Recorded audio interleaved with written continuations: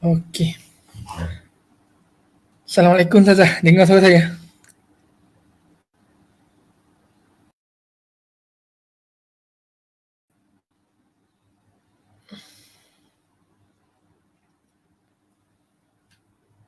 Cubaan suara. Hassan dengar suara hamba sang?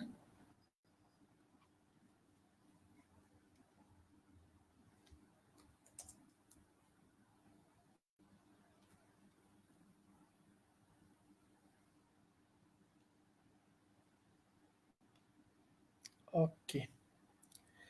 Auzubillahi minasyaitonirrajim. Bismillahirrahmanirrahim. Alhamdulillahirabbil alamin wassalatu wassalamu ala asyrafil anbiya wal mursalin wa ala alihi wa sahbihi amma ba'd.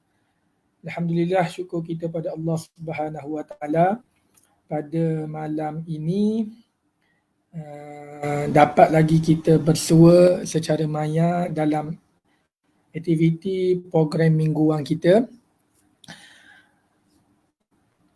Cumanya pada malam ini kita jemput tetamu yang sangat istimewa untuk bersama-sama dengan kita dalam program kuliah umrah lah kita panggil . Alhamdulillah, kalau minggu lepas kita bersama-sama dengan Ustaz para BOD, Board of Director Insaf Travel, Al-Fadil Ustaz Aswadi Ali yang berada di Tanah Suci sekarang, dan juga bersama Al-Fadil Ustaz Falahuddin yang baru pulang daripada umrah pada bulan November baru-baru ini.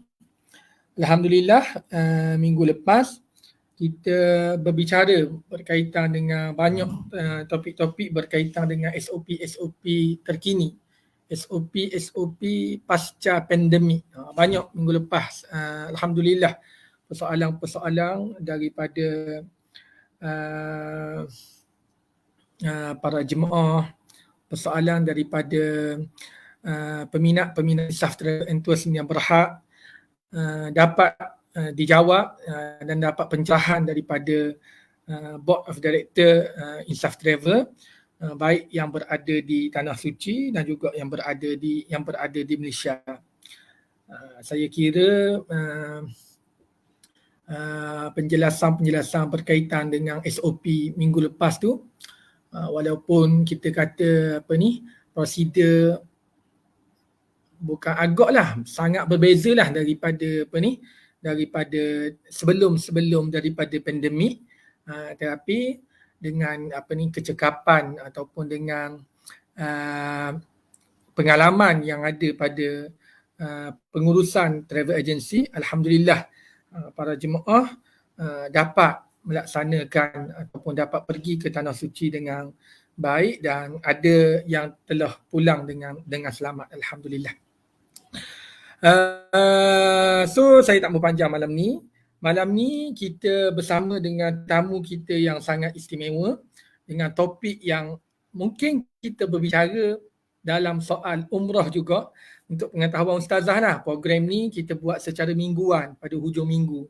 Sama ada kita buat pada malam Jumaat ataupun pada malam Sabtu. Alhamdulillah, disertai oleh jemaah-jemaah kita, disertai oleh peminat-peminat Insaf Travel and Tourism yang berhak, disertai oleh ejen-ejen jualan Insaf Travel and Tourism yang berhak. Alhamdulillah, sepanjang umrah ke untuk rakyat Malaysia ni, rasanya kira-kira ni dah kita berada pada minggu yang ke-5 ataupun ke-6 kita buat kuliah umrah secara maya ni, yang diikuti oleh saya kira diikuti oleh kebiasaannya diikuti oleh ratusan jemaah kita. Alhamdulillah, kita buat secara mingguan. Cumanya minggu ni kita bincang secara lebih, tajuk dia pun lebih istimewa. Kita khususkan, tapi kita khususkan tajuk berkaitan dengan wanita, tapi orang lelaki pun tak ada masalah nak dengar. Orang lelaki pun tak ada masalah nak dengar. Sebab apa kita khususkan berkaitan dengan wanita? Sebab kalau kita perasan sebelum-sebelum daripada ni, persoalan-persoalan banyak ditanya, terutamanya yang melibatkan hukum lah. Terutamanya yang melibatkan hukum berkaitan dengan wanita.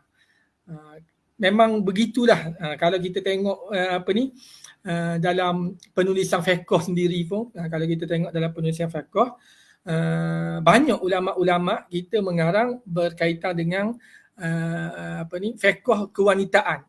Jarang ulama-ulama karang berkaitan dengan fiqh kelakian. Sebab masalah-masalah berkaitan dengan wanita ni mungkin banyak dan juga sedikit rumit.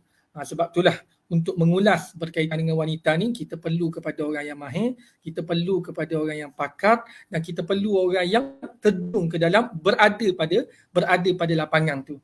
Jadi pada malam ini kita memang tetamu bersama-sama dengan kita pada malam ni memang orang yang betul pada tempat dia. Saya panjang pula malam ni saya perkenalkan dulu sedikit penceramah kita pada malam ini.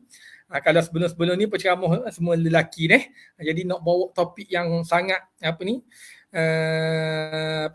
beratlah kita katakan, topik yang lain daripada minggu-minggu yang sebelum daripada ni.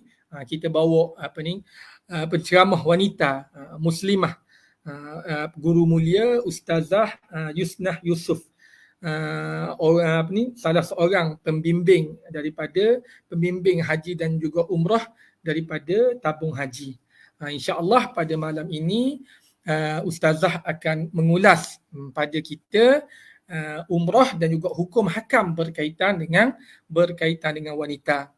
Sebelum tu kita nak minta pendengar-pendengar kita ni kalau boleh pakat share dulu, share di Facebook, share di grup-grup WhatsApp kita. Kalau orang lelaki dengar tu, kalau boleh mention isteri-isteri dia, mention ahli-ahli keluarga dia di kalangan perempuan. Kalau lelaki pun nak dengar, tak ada masalah sebab sama-sama kita ambil, kita kutip mutiara-mutiara ilmu yang akan disampaikan oleh Ustazah. Okey, tanpa memanjangkan kalam, saya mempersilakan Ustazah untuk menyampaikan kuliah pada malam ini. Falyatafaddal mashkura. Assalamualaikum warahmatullahi wabarakatuh. Alhamdulillahirabbil alamin wassalatu wassalamu ala asyrafil anbiya'i wal mursalin wa ala alihi wa sahbihi ajma'in. Allahumma la ilma lana illa ma 'allamtana innaka antal alimul hakim. Allahumma 'allimna ma yanfa'una wanfa'na bima 'allamtana wazidna 'ilman. Allahumma la sahla illa ma ja'altahu sahla wa anta taj'alul huzna idza syi'ta sahla fayassir lana umurana wahtib lana bis-sa'adah innaka ala kulli syai'in qadir. Alhamdulillah, terima kasih kepada pemudah cara Ustaz apa ya Allah Ustazah tak tak dengar tadi nama Ustaz awal-awal tadi. Asbahani Ustazah. Ustaz Asbahani. Selamat berkenal. Asbahani. Ingat asbah tadi dah jadi pagi pula kan? Tak apa. Ya Allah. Salam silaturahim Alhamdulillah, terima kasih kerana pihak Insaf menjemput Ustazah untuk sama-sama berkongsi ilmu. Macam Ustazah katalah selalu dekat kawan-kawan daripada pelbagai travel agent InsyaAllah Ustazah akan membantu mana-mana saja travel agent. Sebab pada Ustazah kita berada dalam satu industri yang sama dan kita juga mendapatkan ilmu daripada mana-mana sahaja. Jadi dalam bab-bab ilmu ni tak boleh nak kata saya kena ajar hanya untuk syarikat ini sahaja, bukan syarikat ini sahaja. Tidak, pada Ustazah itu bukan prinsipnya. Pada Ustazah selagi kita boleh menyampaikan, insya-Allah kita akan sampaikan yang terbaik kepada semua jemaah supaya akhirnya jemaah akan dapat pulang dengan umrahnya yang sempurna. Yang sempurna, yang diterima oleh Allah SWT, iaitu kita serahkan pada Allah SWT lah. Yang lain-lainnya dari sudut fiqahnya kita cuba untuk menyampaikan dengan sebaik mungkin, insya-Allah. Baik. Jadi bila kita membicarakan soal umrah Kita tahu bahawa setiap yang menjadi orang kata setiap orang yang mengerjakan haji dan juga umrah, ya, Allah dah kata dia tu adalah tetamu Allah. Al-ummaru al-hujjaj wal ummaru wafdullahu azza wa jalla inda'ahum ijabahum wa in istaghfaruhum ghafara lahum. Maksudnya orang yang mengerjakan haji, al-hujjaj wal ummar, ya, dan juga orang yang mengerjakan umrah, dia adalah wafdullah, dia adalah tetamu Allah. Jadi bila dia jadi tetamu Allah tu, Allah beri dia kelebihan. Di mana apabila dia berdoa, maka Allah akan makbulkan. Dan apabila dia memohon keampunan, maka Allah akan ampunkan. Ya. Jadi itulah yang sebenarnya keistimewaan, orang kata yang sangat-sangat besar, ya, kita sebagai seorang tetamu Allah. Ya. Lebih daripada tetamu manusia. Dan Allah juga menyebut, ya, dia kata rombongan, ya, wafdullah itu sendiri ada 3 golongan, iaitu satu, orang yang berperang pada jalan Allah. Yang kedua, orang yang menunaikan haji. Dan yang ketiga, orang yang melakukan umrah. Ya. Sebab tu Ustazah tekankan dulu yang pertama ini, bahawa setiap yang mengerjakan haji dan umrah, mereka itu adalah tetamu Allah, dan bila mereka berdoa, maka Allah akan makbulkan. Apabila mereka memohon keampunan, maka Allah akan ampunkan. Ya. Sebab tu dalam bab mengerjakan umrah, ya, walaupun kita kata, ya, ada orang kata dia boleh pergi jalan-jalan saja, ya. Ada yang kata nak pergi melancong, ya. Pada Ustazah dia berbeza. Ada orang tanya, Ustazah, kita ni pergi dengan dengan visa turis, Ustazah. Boleh ke? Turis ke, visa umrah ke, kita pergi adalah atas nama ibadah. Jadi bila atas nama ibadah, dia lain. Perjalanan ibadah ini, dia bukan perjalanan main-main, dia adalah perjalanan dengan ilmu. Ya, jadi sebab tu selalu saya pesan, ya, pada orang yang kali pertama nak mengerjakan umrah ni, eloklah dia mengikut orang kata TA atau travel agent, ya, supaya mudah dia diaturkan, mudah dia melakukan ibadah dengan tenang, ya. Kalau tidak, dia sibuk dengan urusan-urusan lain sehinggakan ibadahnya itu tidak dapat dilakukan dengan sempurna. Okey, baik. Kita tak nak melengahkan masa lagi kalau bagi Ustazah bercakap 2 jam tak habis, ya. Jadi sekarang kita lebih fokuskan kepada perbincangan bab hukum hakam wanita ketika mengerjakan umrah. Ya. Sebab betul macam Ustaz kata tadi, ya, Ustaz apa sekali lagi, Ustaz Asbahani Ustazah. Allahu Akbar. Ustaz. Panggil Ustaz Amin pun Ustazah. Panggil apa? Ustaz Amin pun boleh. Ustaz Amin. Senang sikit Ustaz Amin, ya, biasa-biasa. Masya Allah, tabarakallah. Baik. Macam Ustaz Amin kata tadi, banyak yang menulis tentang fiqh wanita. Dia jarang tulis fiqh lelaki. Sebab wanita ni dia sangat complicated, ya. Dia sangat unik, ya. Dan dia sangat istimewa sebenarnya. Jadi perbincangan tentang fiqh wanita yang terlalu luas, ya. Dan banyak orang, ya, tak kisahlah sama ada lelaki atau wanita, mereka tidak memberatkan dalam soal fiqh wanita. Sebenarnya Ustaz Amin, bila Ustaz Amin kata orang lelaki pun tak apa, dia memangnya wajib sebagai seorang suami, sebagai seorang ketua keluarga, sebagai seorang lelaki juga, dia sebenarnya wajib untuk mempelajari tentang hukum hakam wanita. Sebab dia ada anak, dia ada isteri, dia ada adik-beradik yang namanya wanita yang perlukan didikan daripada dia. Jadi wajib sebenarnya, wajib untuk menuntut tentang tentang fiqh wanita, apatah lagi yang lebih menjurus kepada darah wanita. Itu lagi beratlah. Ya, sangat halus, yang orang dah tak suka nak belajar. Ya, kalau Ustazah sendiri pun ada kelas khusus untuk darah wanita, yang Ustazah buat kadang-kadang 15 siri, 3-4 siri ramai yang dah kecundang, dah syahid. Kalau daripada 100 orang dah tinggal lagi 30 orang nak sampai habis 15 siri tu. Ya, sebab bendanya berat, ya, lebih berat. Berat sangat nak belajar, jadi ramai yang tak mampu nak ikut, ya. Okey, baik. Jadi sekarang Ustazah nak masuk dulu dalam yang pertama, ya. Kalau boleh tolong berikan Ustazah slide, ya. Sebab depan Ustazah tak ada slide, so Ustazah nak bercakap sedikit. Jadi kita mulakanlah dengan, kita juruskan kepada umrah, ya. Kita juruskan kepada umrah. Jadi kita ambil dalam baru nak siap, ya, Masya Allah. Ustazah dah bagi tadi, ya. Ustazah bagi dah PowerPoint, Insya Allah nanti kita kongsikan. Okey, bila kita bercakap tentang umrah, dalam umrah sendiri dia ada rukun-rukun umrah, ya.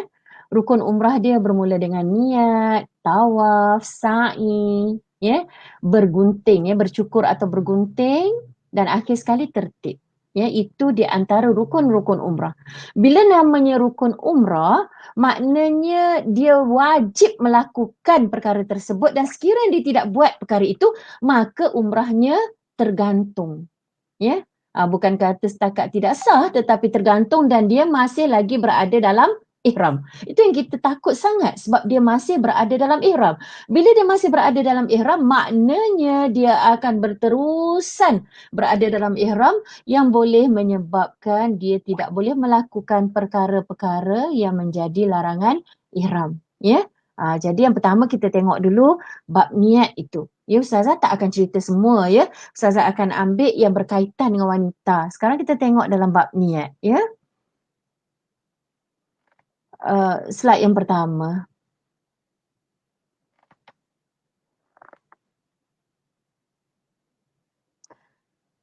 Bila kita niat bila kita bercakap pasal niat ini wajib wajib kita buat wajib kita buat dalam apa keadaan sekalipun sekiranya dalam hati kita itu telah ada azam untuk melaksanakan umrah.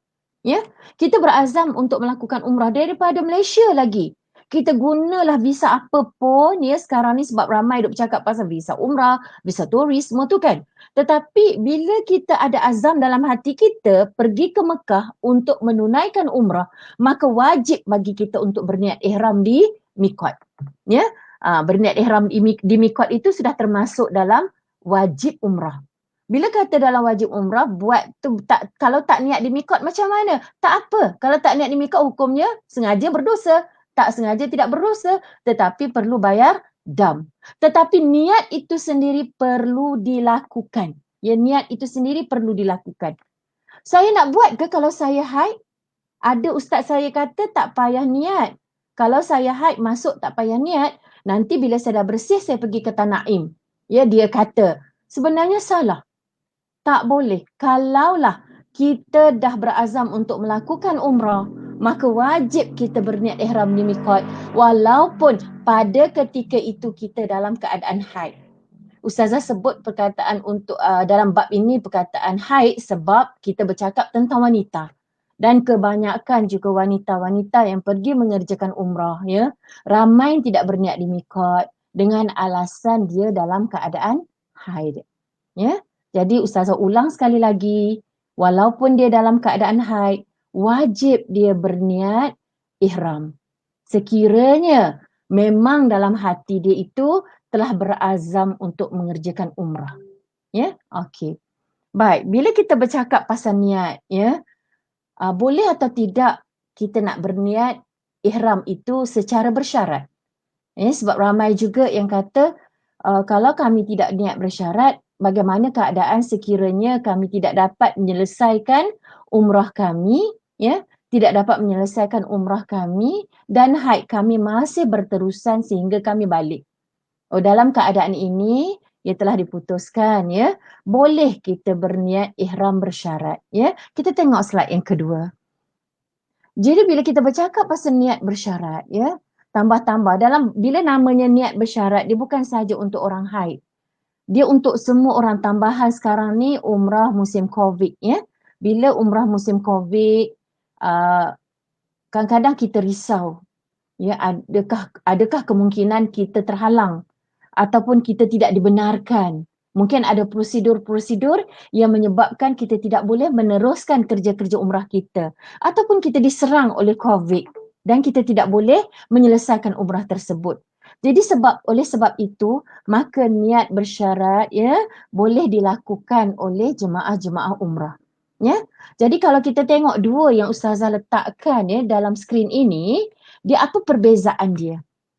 Yang pertama disebut sahaja aku berniat umrah dan berihram dengannya, ataupun sahaja aku mengerjakan umrah dan berihram dengannya kerana Allah Ta'ala.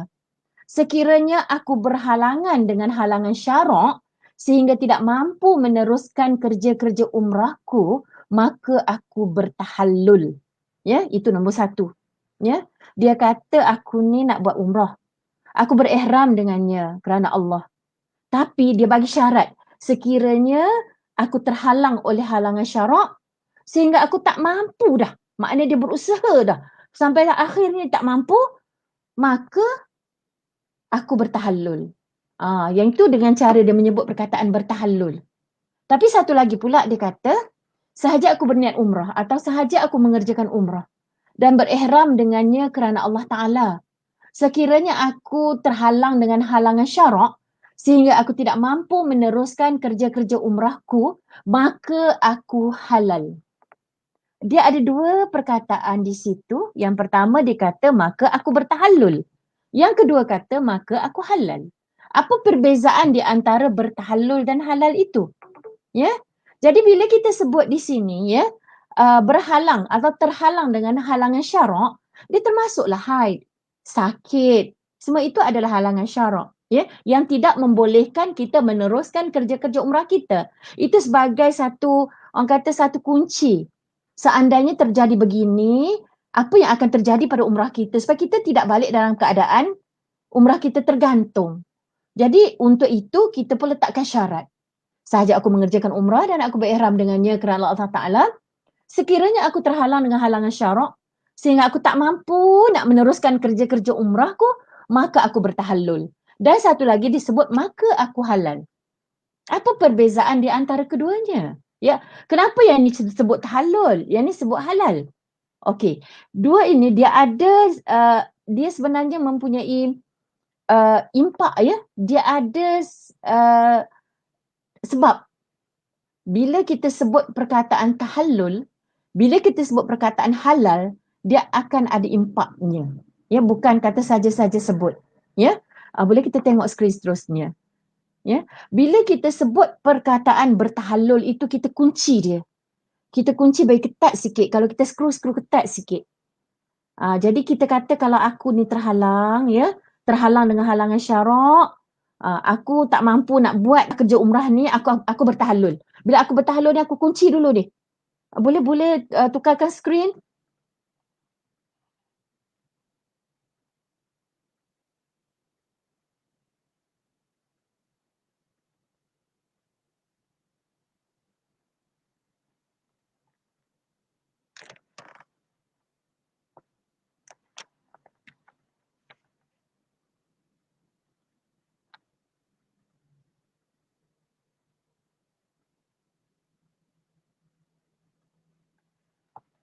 Sebab bila kita tengok perkataan tahallul dengan halal ni sebenarnya ya, dalam niat bersyarat ni, sebenarnya dia ada impak dia. Ya, kita tengok kalau dalam bahasa Arab tu lah, tak apalah ustazah sebut, ustazah translate sahaja ya. Yang pertama dia kata, sekiranya aku sakit, maka aku tahallul. Ya. Jadi memadai bila dia sampai dia sakit sahaja, dia tunggu dulu atau dia nak tengok dulu boleh tak dia sihat, ya. Selagi dia tidak tahallul, maknanya selagi dia tidak menggunting rambutnya bagi umrah, ya, umrah tahallul dengan bergunting rambut, ya. Selagi dia tidak bergunting, maknanya dia masih lagi dalam ihram. Tapi dia tengok-tengok dia memang tak boleh settle dah kerja-kerja umrah dia sebab dia sakit. Ya, contohnya halangan syarak dia sakit. So dia tak boleh settlekan kerja-kerja umrah dia, dia pun bergunting rambut dan niat bertahallul. Ya, disebut di situ, disebut fayatahallalu bil halqi wan niyah. Ya, faqat. Maksudnya dia pun bergunting dan niat sahaja. Sebab tu bila disebut perkataan tahallul, dia kena gunting. Yang kedua dia kata, sekiranya aku sakit, maka aku bertahallul tanpa menyembelih binatang. Maksud sama jugalah. Jadi memadai dia gunting rambut dan juga niat. Memadai itu. Yang ketiga dia kata, sekiranya aku sakit, ya, aku pun bertahallul dengan menyembelih binatang. Ada juga, ya, ada juga dia niat sekiranya sahaja aku mengerjakan umrah dan aku berihram dengannya kerana Allah Ta'ala, sekiranya aku sakit ataupun sekiranya aku terhalang oleh halangan syarak, maka aku bertahallul dan aku menyembelih binatang. Ya, menyembelih hadiu. Ya, jadi di situ dia kena buat dua-dua. Dia kena gunting rambut dan juga dia kena sembelih binatang dengan niat. Niat bertahallul. Dia tak boleh potong rambut sahaja. Dia mesti niat. Ya. Dan yang akhir sekali inilah dia kata in maridtu, ya, sirtu halalan. Maksud disebut perkataan halal sahaja yang Ustazah sebut tadi tu, ya. Sahaja aku mengerjakan umrah dan aku berihram dengannya kerana Allah Ta'ala, sekiranya aku terhalang oleh halangan syarak, maka aku halal. Bila sebut maka aku halal, halal secara automatik tanpa memotong rambut, ya, tanpa niat bertahallul ketika itu. Dia secara automatik. Sebab tu dia ada impak penggunaan perkataan tahallul dengan halal. Sebab ada orang dia cakap tahallul tapi dia tak gunting rambut. Selagi dia tak gunting rambut dan niat untuk bertahallul, maka dia terus berada dalam ihram sampai bila-bila. Ya, jadi kalau sebagai pembimbing mungkin ada dalam grup dalam live ini, tolong perhatikan betul-betul sebab dia halus. Walaupun perkataan itu kita nampak perkataan bertahallul dan perkataan halal sahaja, halal boleh terjadi secara automatik, tapi bertahallul dia mesti melakukan guntingan dan berniat ataupun mencukur dan berniat. Ya, itu. Jadi sebab apa kita buat? Sebab kita bimbang. Kita niat bersyarat ni kenapa? Sebab kita bimbang, ya, kita kedatangan haid dan haid kita tak selesai sehingga akhirnya apabila kita nak balik, ya, ataupun kita memang terhalang oleh halangan-halangan sakit ataupun ditahan contohnya tak boleh masuk dah, kata ketika tu Unicron, ya, datang mengejut banyak. Lepas tu kerajaan Arab Saudi kata siapa pun tak boleh masuk lagi ke Mataf untuk mengerjakan tawaf. Jadi kita nak macam mana? Kalau kita tidak berniat ihram bersyarat, maknanya kita akan terus berada dalam ihram dan nak melepaskan diri daripada ihram, kita kena buat dam ihsar. Ya, dam ihsar iaitu dengan menyembelih kambing dan juga bergunting. Ya, yang tu dam ihsar, itu tanpa niat bersyarat. Tapi kalau kita niat bersyarat, dia ada dua keadaan pula. Kita niat dengan lafaz tahallul dan kita niat dengan lafaz halal. Kalau kita niat dengan lafaz tahallul, kita kena gunting rambut apabila kita terhalang dan kita niat untuk bertahallul. Kalau kita niat dengan lafaz halal, maka dia halal secara automatik. Jadi kalau ditanyalah, Ustazah, saya nak niat tahallul ke saya nak niat halal? Kalau rasa nak lepas terus halal. Tapi kalau rasa nak dapat umrah, kot-kot lah kalau saya datang period ni sempat dia habis. Ya, kot-kot lah saya sakit ni tiba-tiba dia sihat. Jadi bila kita sebut perkataan tahallul tu dia agak memberi ruang. Kita bertahan dahulu. Saya datang haid, lepas tu mungkin ada nakok, ya. Nanti Ustazah akan masuk dalam bab nakok, ya. Saya ada nakok contohnya yang saya boleh buat, ya, kerja-kerja umrah tu. Jadi kalau dah betul-betul tak boleh, barulah saya gunting rambut dan saya niat tahallul. Tapi selagi boleh, saya tunggu dulu. Saya tidak halal secara otomatik. Ya, itu yang perbezaan dia.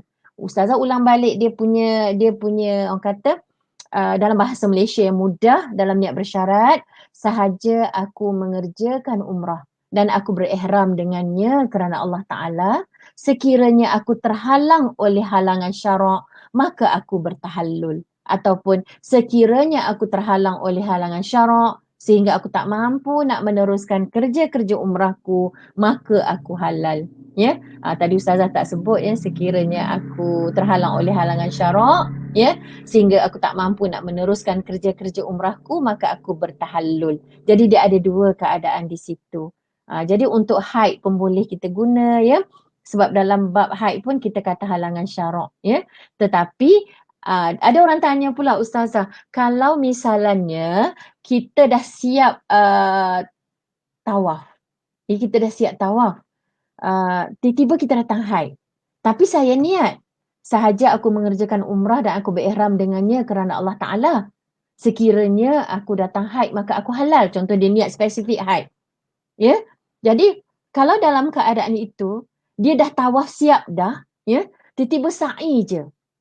Sa'i je dia sebut sekiranya aku terhalang oleh halangan syarak, ya, maka aku bertahallul, maknanya dia boleh teruskan sa'i. Dia boleh teruskan sa'i sebab dia tak gunting rambut lagi, maknanya tak jadi, tak halal. Ya, tapi kalau dia kata sekiranya aku datang haid maka aku halal, ya, aku datang haid maka aku halal, maknanya secara automatik dia halal. Jadi tak sempat habis sa'i, sedangkan dia selesai dah tawaf. Kan sayang, sebab sa'i dia tak perlukan syarat mesti bersih daripada, suci daripada hadas besar. Tapi bila dia sebut saja-saja aku mengerjakan umrah dan aku berihram dengannya, ya, kerana Allah Ta'ala sekiranya aku datang haid maka aku halal, maka secara otomatik halal. Tapi kalau dia sebut sekiranya aku datang haid aku bertahalul, dia tak tahallul, maknanya dia tak potong rambut lagi, maknanya tak jadilah lagi. Maknanya dia boleh teruskan kerja-kerja umrah dia. Tapi kalau dia sebut halal, alamak, dah siap, dah tawaf. Tapi sa'i je belum. Tapi sebab dia sebut halal, secara otomatiknya jadi macam tu, ya. Okey. Tapi ada satu soalan lagi. Dia kata kalau kita sebut sekiranya aku terhalang oleh halangan syarak, maka aku tahallul. Ataupun sekiranya aku terhalang oleh halangan syarak, maka aku halal. Okey. Tapi bila nak masuk ketika kita nak sa'i, tiba-tiba datang haid tadi. Di situ jadi tak halangan syarak? Dia tak jadi halangan syarak. Sebab dari segi syaraknya, tak ada masalah datang haid ketika sa'i. Kita niat bersyarat pun tak jadi. Ya, sebab kita sebut perkataan terhalang oleh halangan syarak. Bila terhalang oleh halangan syarak, dari segi syarak, dia tidak menghalang kita melakukan sa'i. Jadi tak halal, tak apa kita sebut yang tu. Asalkan dia datang ketika sa'i, maka dia tidak halal sebab dia bukan halangan syarak. Okey, ada soalan apa-apa dulu dalam bab niat bersyarat sebelum Ustazah teruskan?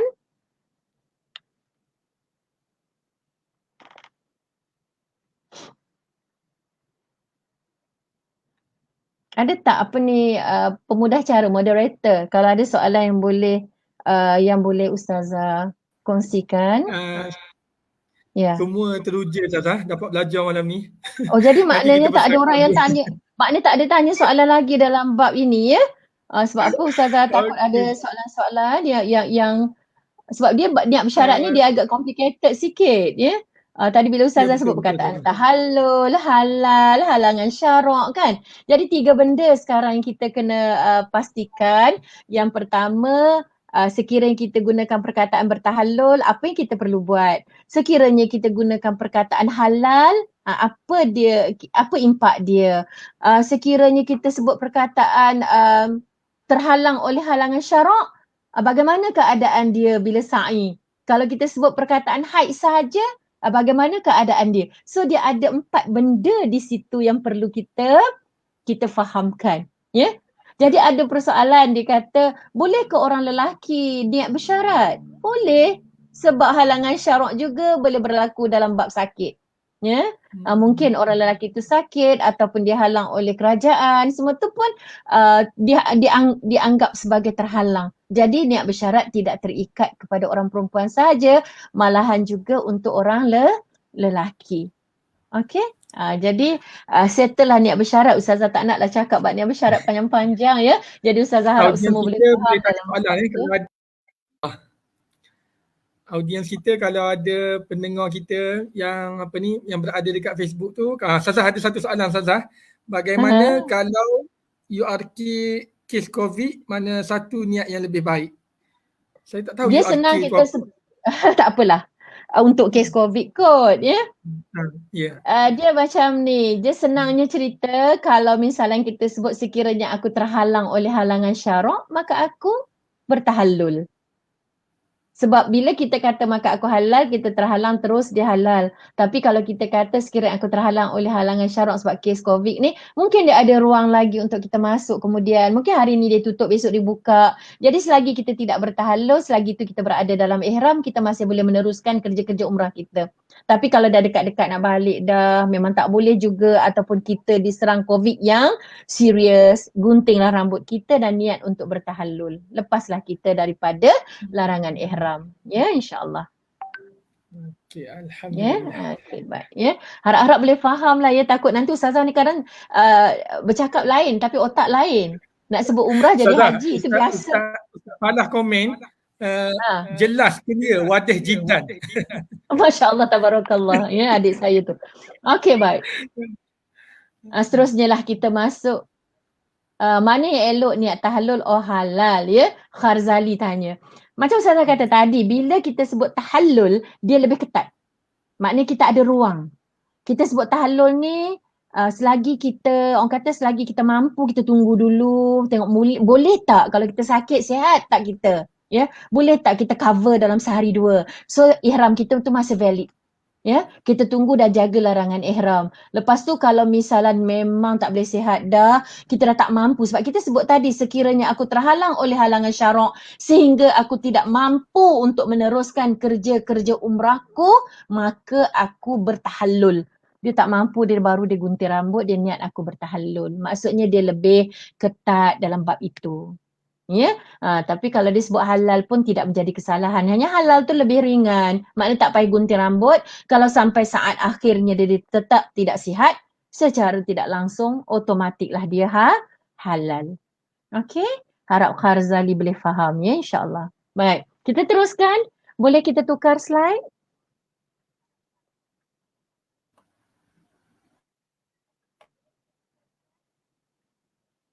Mak Nazri Banggul apa dia?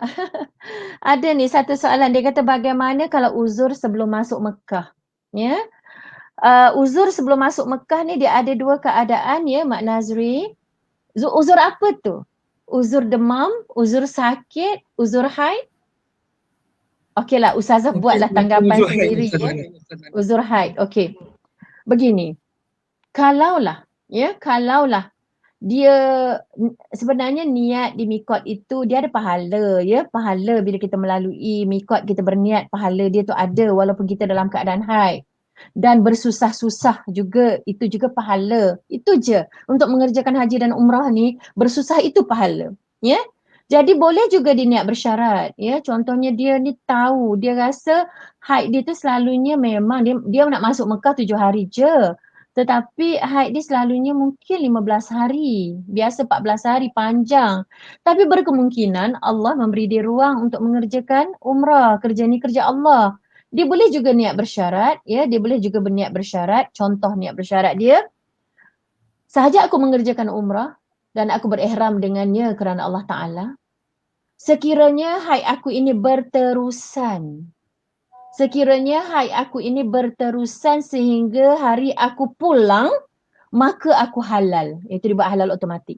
So dia tunggu, selagi tak balik, selagi itulah dia berada dalam ihram.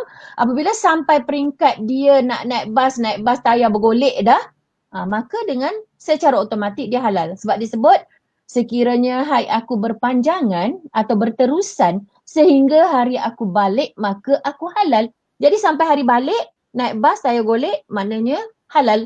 Ataupun dia kata, sekiranya haid aku berterusan sehingga hari aku pulang, maka aku bertahallul. Dia pun naik bas, dia pun gunting lah, sedih lah dia ya sebab tak dapat buat umrah. Dia gunting dan niat tahallul pun dia akan bebas. Jadi berniatlah. Kalau dalam hatinya masih ada niat, ada azam untuk melakukan umrah. Ya.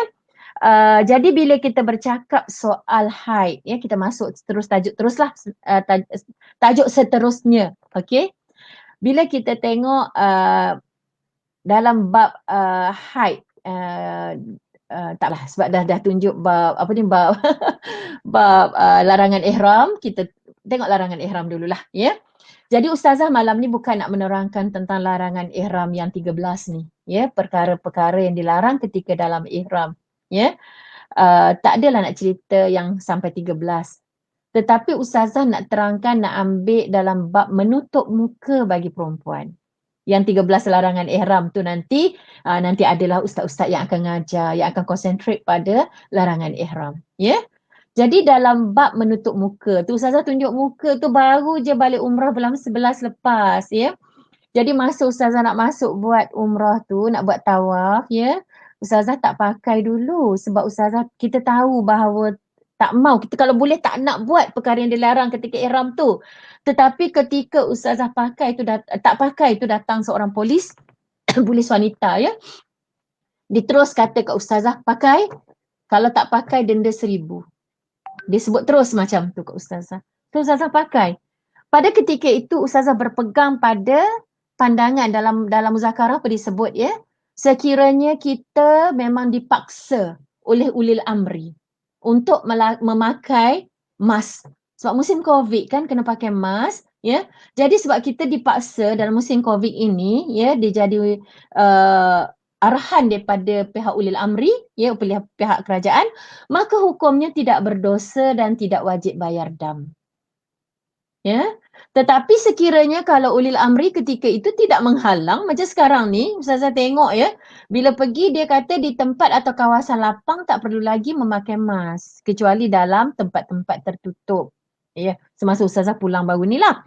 Jadi kalau dalam keadaan dia tidak dihalang, tetapi kita risau, ya, kita risau penyakit, kita rasa bimbang lagi COVID ni ada, atau kita bimbang kita ni asma, ya, asma yang kronik, kalau tak pakai bahaya untuk kita, ya. Pada ketika itu tidak berdosa tetapi kena bayar dam, ya. Jadi kita bayar dam tu, dia bukan kata setiap kali kita pakai kita kena bayar dam, tidak. Dia satu dam untuk satu niat.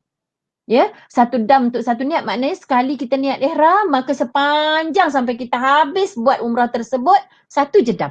Ya, esoknya kita buat umrah yang kedua, dikira dam yang lain pula. Satu sahaja, ya. Jadi kita jangan anggap dam itu sebagai satu benda yang berat untuk kita. Sebab dam ni dia ada denda. Dam ni juga dia ada top up pahala. Ya. Jadi ada juga dam itu ganti. Jadi kita ni dia masuk dalam bab top up pahala. Dia bukan dam sebagai denda.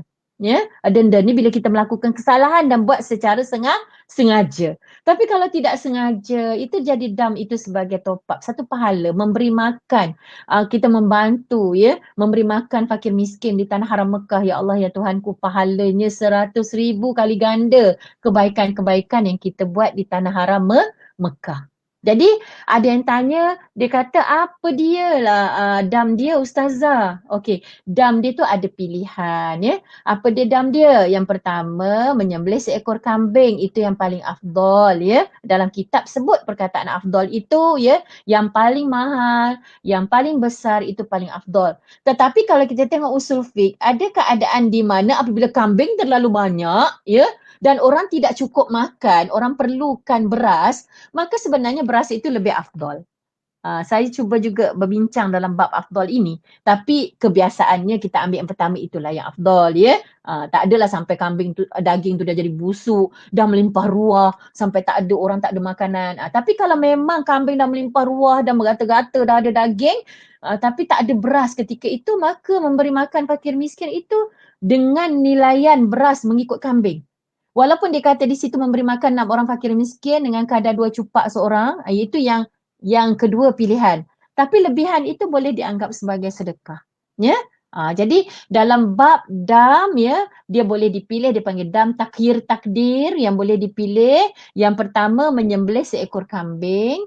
Kalau tak mahu nak memberi makan kepada 6 orang fakir miskin pun boleh juga. Macam mana cara dia? Seorang fakir miskin kita bagi 2 cupak makanan. 2 cupak itu bersamaan dengan 10 rial. So 10 rial kali dengan 6 orang 60 rial. Jadi tak boleh kita bagi 60 pada seorang, tak boleh. Sebab dia sebut dah 6 orang fakir miskin, setiap seorang 2 cupak. Ya, 2 cupak bersamaan dengan 10 rial. Sebab kita kata 1 cupak itu 5 rial. Okey? Boleh faham? Ya? Memberi makan 6 orang fakir miskin dengan kadar setiap orang itu 2 cupak. So 2 cupak itu bersamaan dengan 10 rial. Jadi kita bagi 10 rial itu bagi pada 6 orang. So 60 rial sahaja. Kalau nak beli kambing, paling murah pun 350 rial. Tu kambing kurus. Kata budak Mekah, kambing kurus tu kita sepak sikit jatuh dah. Ya? Nak lagi baik kambing yang gemuk lah kan. Kemudian pilihan yang kedua tadi, Ustazah kata beri makan pada 6 orang fakir miskin, setiap seorang itu 2 cupak bersamaan dengan 10 rial, ya. Dan kepada 6 orang 60 rial lah. Dan yang ketiga, kalau tak mampu, kita boleh puasa 3 hari. Ya, puasa 3 hari di sana di Mekah tu. InsyaAllah, ya. Jadi itu di antara damnya, dam takdir, dam takhir takdir, ya. Bolehlah mana-mana. Jadi kita maksudnya boleh dipilih, tidak berat sangat. InsyaAllah. Ustazah hanya bercakap dari sudut menutup muka sahaja, ya, sebab itu yang dibincangkan, ya.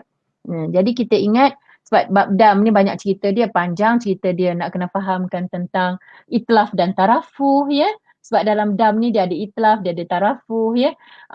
Dan juga satu benda lah selalu jemaah tanya, Ustazah, dia bab rambut ni.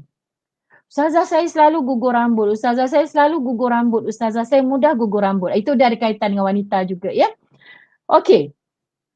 gugur rambut ni dia termasuk dalam itlaf. Ya. Apa dia pula itlaf? Okey, dalam bab dam dia ada dua. Satu namanya tarafuh, satu namanya itlaf. Tarafuh ni benda yang melibatkan suka-suka, seronok-seronok, berhias-hiasan, ya pakaian, ya bersama suami contohnya ya.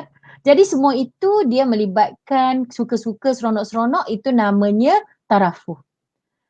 Yang satu lagi, itlaf ini yang melibatkan putus, rosak, binasa, ya tercabut, ya. Itu yang melibatkan satu tumbuh-tumbuhan, ya potong tumbuh-tumbuhan, ya cabut. Yang kedua, rambut, ya rambut, kuku, ya itu termasuk dalam itlaf juga. Kemudian membunuh binatang juga termasuk dalam itlaf. So itlaf ni ada 4 je.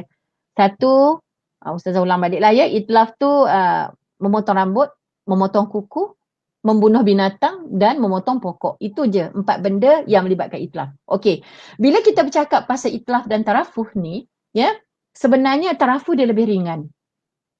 Yang bab-bab tarafuh ni, kalau misalnya kita terlupa, tak sengaja, ya, kita sedar, cepat-cepat ubah.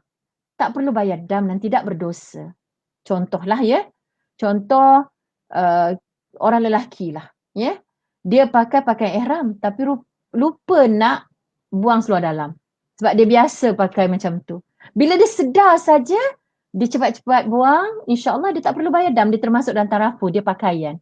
Ya. Ataupun menutup kepala, ya. Lelaki dia pakai ihram tapi di atas pakai kupiah. Sebab dia biasa dah pakai kupiah, ya.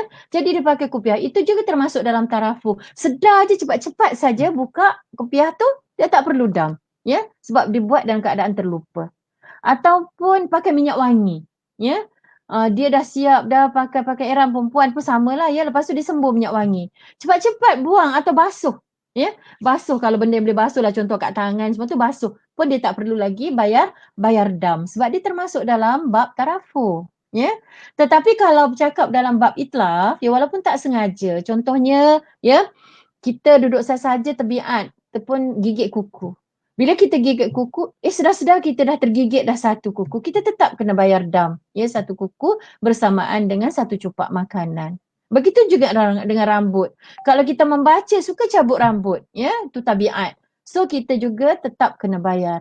Tidak berdosa sebab kita buat dalam keadaan tidak sengaja. Bukan tidak sengaja, dalam keadaan terlupa dan tabiat. Tetapi perbuatan itu kita lakukan oleh diri kita sendiri. Ya, kita tetap kena bayar dam.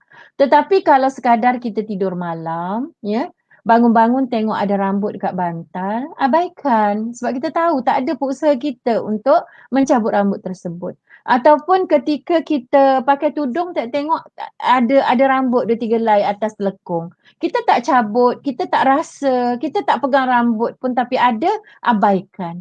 Ya, ataupun kita buka telekung, tengok-tengok kat telekung tu, kat anak telekung tu ada. Bila ada tapi kita tahu tak terasa pun sebenarnya. Ya, kita tak pegang pun kepala kita, kita buka pun perlahan saja rambut kita tadi, tudung kita tadi, telekung kita tadi, pun abaikan sahaja sebab benda itu kita tak buat dia. Ya, dan tak ada usaha pun untuk menggugurkan dia. So jangan risau sangatlah ya dalam bab-bab larangan ihram yang melibatkan rambut. Sebab itu yang selalu persoalan yang ditanya oleh orang perempuan. Ya, orang lelaki kurang dalam bab ni ya. Okey. Alim Aziz kata apa? Kalau pakai kupiah, lepas tu macam mana? Lepas tu cabut. Pakai kupiah, lepas tu cabut. Okey, tak ada masalah sebab dia pakai kupiah, dia cabut cepat-cepat, dia buka cepat-cepat, tak ada masalah. Itu saya kata dia tarafuh. Dia tak sedar. Lainlah kalau dia sengaja pakai, dia main. Bolehlah pakai, cabut pakai. Itu memanglah berdosa ya. Ustazah bukan kisah sangat bab dam. Dam tu satu hal. Kita boleh cari duit untuk bayar dam. Dam tu tak banyak ya. Bayar fidyah ya, tak banyak. Ya sikit saja. Orang kaya pun boleh bayar. Tetapi kita tak mau dosa. Dosa ni tak akan hilang melainkan dengan taubat ya. Dan berdosa di tanah haram Mekah lebih berat berbanding dosa di tanah halal. Ya, jadi jangan main-mainlah bab-bab dosa ni. Ya, dia lain. Tanah haram Mekah ni Allah, tanah yang sangat mulia. Sebab dia perkataan dia hara alif mim. Dia bukan haram mim. Berbeza tu. Ya, hara alif mim ni haram, mulia. Ya, mulia. Bukannya haram tu macam kita duk bayangkan haram minum arak, haram ni. Bukan, dia macam tu ya. Haram ni haram yang mulia. Kita tak boleh buat benda-benda yang berdosa tadi. Pahalanya besar sebab tu dosa juga ya. Dosa kalau kita niat saja pun akan jadi dah. Yang terus diberikan dosanya. Tak sama macam kat tanah halal. Tanah halal kita baru niat saja, belum lagi sehingga kita melakukan dosa tersebut. Ya. Okey, kita teruskan lagi. Ustazah ada berapa minit lagi Ustaz Amin? Ada dalam, kalau untuk pembentangan ada dalam dalam 30 minit Ustazah. Sebab ingatnya lepas daripada 10.30 tu kita nak baca soalan. Tak apa. Ustazah buat sekaligus kan? Okey. Ha. Sebab Ustazah tak nak nanti dah masuk tajuk lain nak cakap, takut dia dah hilang mood. Okey, baik sekali kita tengok tawaf. Tawaf ya. Bab tawaf dia tengok apa dia syarat-syarat sah tawaf. Syarat sah tawaf suci daripada hadas dan najis. Ya, maksudnya suci daripada hadas kecil dan hadas besar. Ya. Ustazah pun tak nak cakap yang lain. Yang lain tu melibatkan lelaki dan perempuan. Tetapi dalam bab ini dia dua benda je yang melibatkan perempuan sahaja ya. Suci daripada hadas kecil dan hadas besar. Ya. Kemudian yang kedua aurat. Mestilah menutup aurat. Ya. Okey. Yang pertama.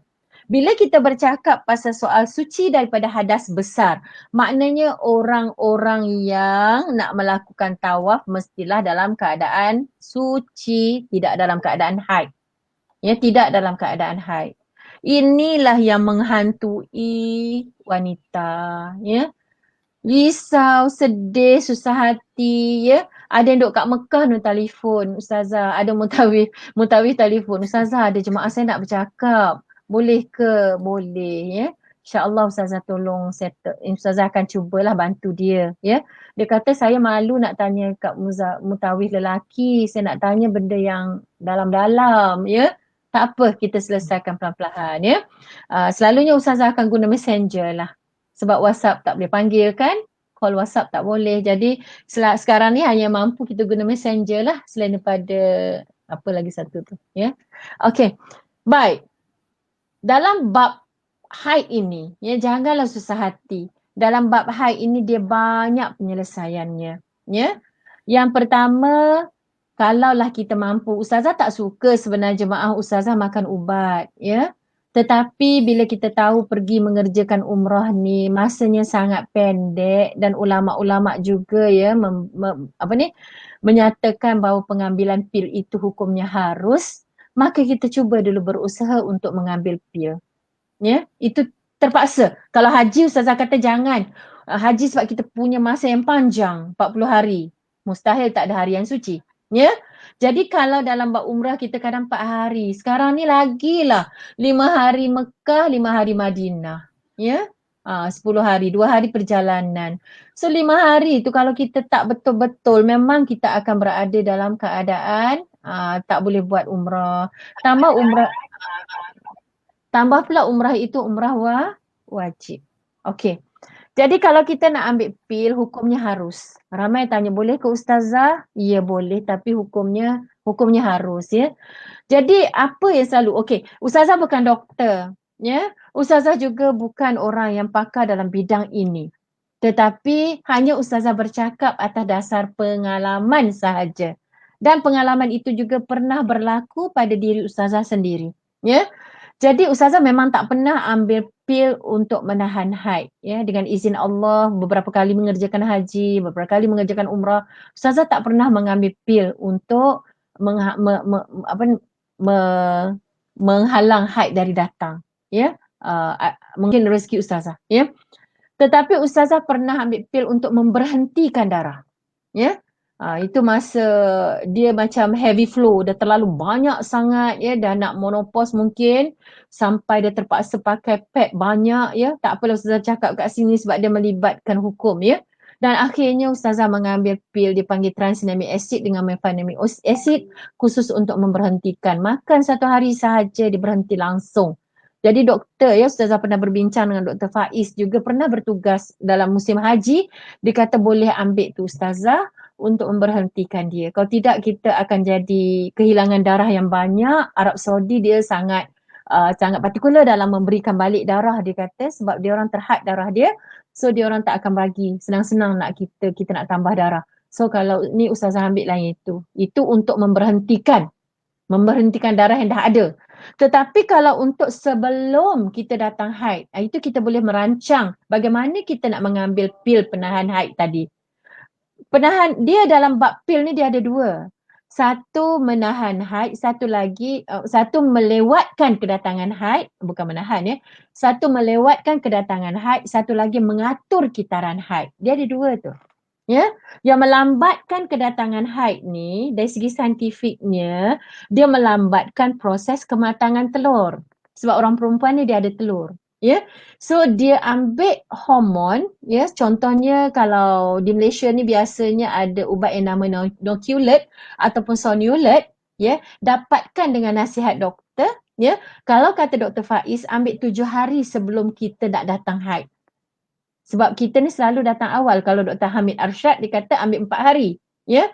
Jadi pada Ustazah lebih selamat ambil yang 7 hari. So dalam masa tu kita ambil Sonulate atau Noculate itu, dia tujuan dia untuk melambatkan proses kematangan telur. So telur itu tidak gugur dan melekat pada dinding rahim dan dia tidak akan turun sebagai haid. Itu usaha kita, ikhtiar kita. Ya. Dan satu lagi mengatur kitaran haid. Kalau mengatur kitaran haid dia lambat sikit, dia kena ambil 3 bulan sebelum kita pergi umrah. Tapi kadang-kadang kita ni jenis nak pergi umrah sebulan lagi baru kita daftar. So kita tak sempat. Tapi kalau orang yang lama merancang untuk mengerjakan umrah, daftar lama dengan insaf ni, kemudian dia pun atur, dia pergi jumpa doktor. Dia kata dia nak pergi tarikh ini dan tarikh ini. So dia akan makan ubat, doktor akan bagi makan pada tarikh yang sepatutnya tak datang. So doktor dah kira dah. Waktu dia pergi tu dia makan ubat. So masa tu darah tak keluar. Bila dia balik nanti barulah dia berhenti daripada ubatnya. Sebab ubat untuk mengatur kitaran haid itu dia 21/7, 21/7. Ya, itu yang biasa diambil. Ataupun ada juga disebut sebagai pil perancang lah. Ya, wallahualam. Itu Ustazah cerita bukan atas dasar Ustazah sebagai doktor, tetapi Ustazah bercakap atas pengalaman sahaja. Tapi apa-apa pun kembali jumpa dengan doktor dan dapatkan nasihatnya. Okey. Bila kita cakap pasal pengambilan pil, tidak semuanya berjaya. Ya. Boleh jadi 50% saja yang berjaya, boleh jadi 60%, boleh jadi dia datang juga sedikit-sedikit, ya. Okey, bila dia datang sedikit-sedikit itulah dia akan jadi nakok. Dia jadi nakok. Nakok ni maksudnya apa?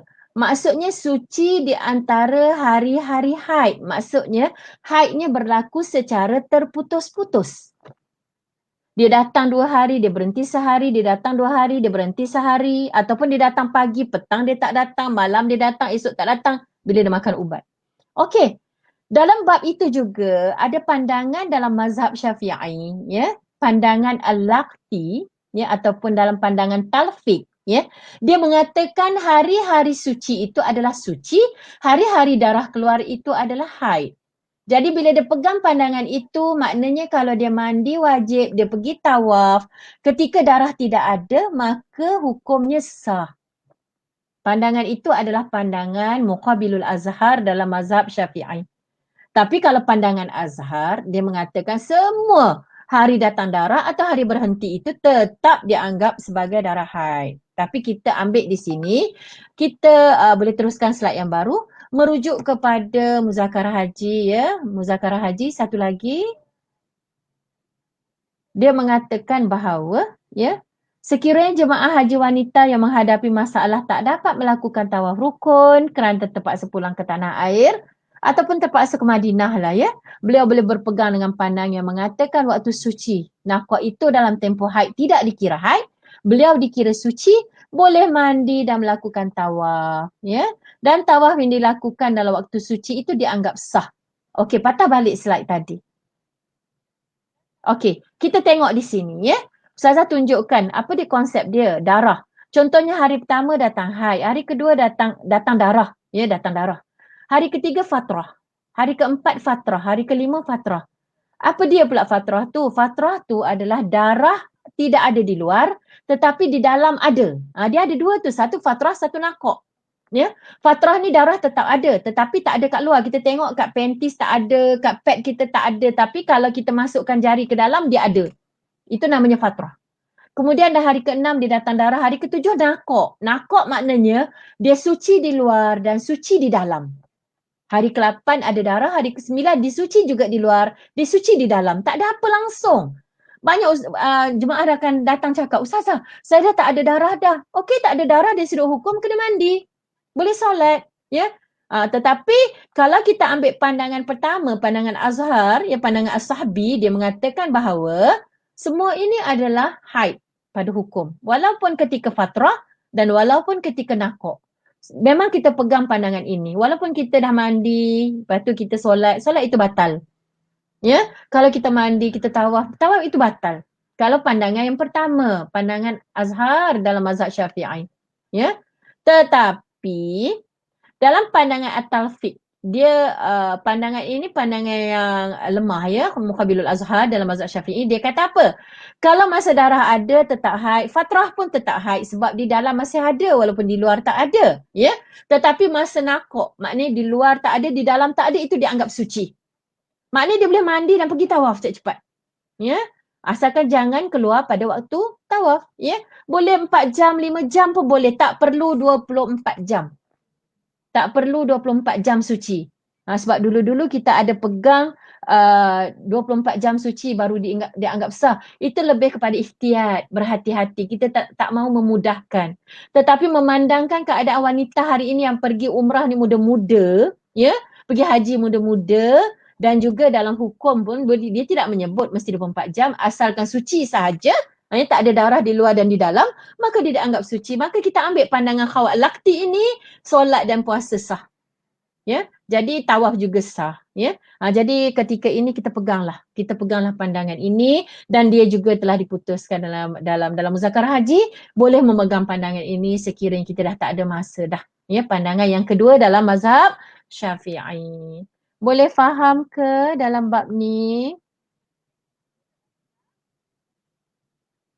Ya, harap-harap boleh faham ya, insyaAllah. Sebab benda ni dia agak complicated sedikit, tapi insyaAllah mudah ya. Ustazah dah guna bahasa yang paling mudah. Okey, teruskan.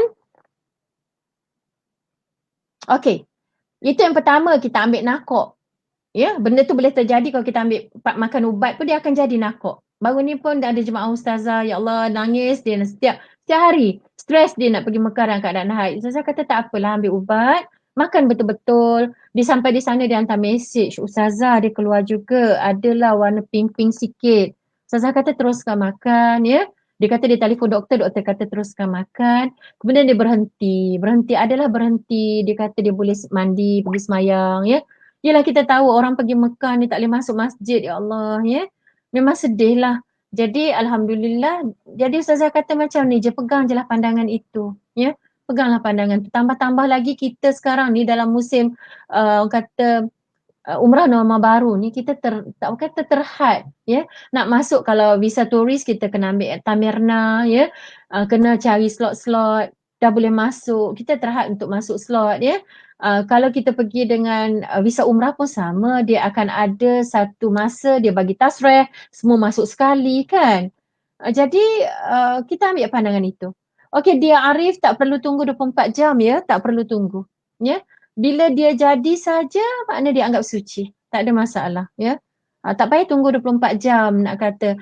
Hanya tadi ustazah sebut 24 jam tu nak menentukan itu haid atau tidak. Ya. Darah tu 24 jam baru dikatakan haid. Sebab kalau darah tu tak cukup 24 jam selama 15 hari, mungkin hari ni datang sejam, besok datang sejam, lusa datang sejam, campur dalam 15 hari, baru 15 jam, sebenarnya memang bukan haid pun. Tapi kita tak akan tahu sehingga habis 15 hari. Ya? Jadi kita ambil lah pandangan, tak apalah, kita mandi jugalah sebab kita tak tahu kan.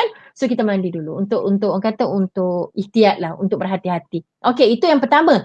Yang kedua, dia ada satu lagi. Kita ni orang perempuan, kita tahu dalam masa haid kita dia ada 5 warna darah.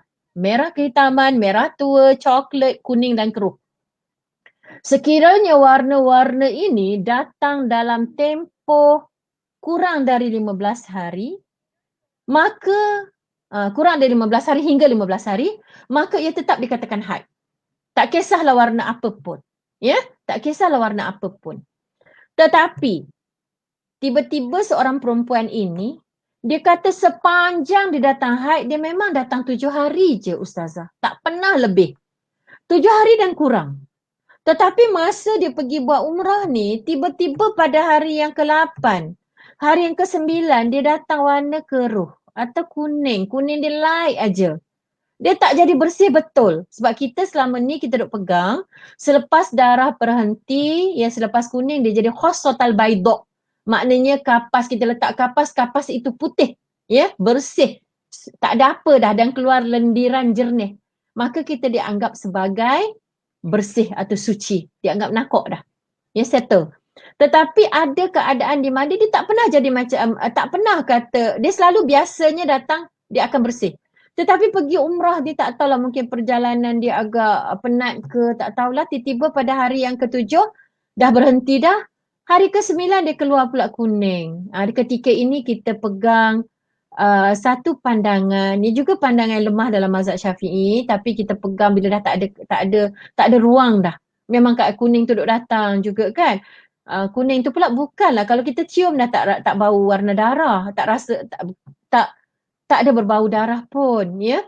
So kita pegang di situ, kita ambil pandangan yang kedua, ya. Tengok dalam slide yang kedua tu. Ya, kita ambil pandangan Abu Sa'id, Abu Abbas, Abu Hamid, Imam Haramain. Dia kata apa? Tidak dikira lagi cecair kuning dan keruh itu sebab dia anggap sebagai bukan darah. Dia macam najis. Jadi jangan keluar waktu tawaf sahaja. Ya, dia kata kunna la na'uddu sufrata wa qudrata syai'an. Kami tidak menganggap warna kuning dan keruh selepas suci sesuatu pun. Maknanya kami tak anggap dia sebagai haid. Jadi kalau dah biasa, tapi dengan syarat dia melepasi waktu kebiasaan. Tapi kalau dah memang kebiasaan kita 14 hari, dan memang kebiasaan kita datang darah hitam, darah merah, kuning, keruh semua tu, baru dia berhenti, yang itu tak boleh. Sebab dia mesti ambil tu apabila dia melepasi waktu kebiasaan. Dia keluar selepas tempoh kebiasaan haid sehingga maksimum haid. Ya, itu maksud dia. Ya, okey. Yang tu yang kedua. Maknanya satu tadi kita ambil nakok, yang kedua kita ambil kuning dan keruh selepas waktu kebiasaan haid, ya, boleh. Dan yang okey, kita tengok keputusan muzakarah haji seterusnya. Dia kata disarankan kepada jemaah haji wanita yang menghadapi masalah tak dapat melakukan tawaf rukun kerana terpaksa pulang ke Malaysia atau bertolak ke Madinah dan tiada pilihan, maka haruslah berpegang kepada pendapat yang mengatakan kekuningan dan kekeruhan yang keluar selepas hari kebiasaan haid itu, perkataannya selepas hari kebiasaan haid tidak lagi dikira haid. Ya, okey, baik.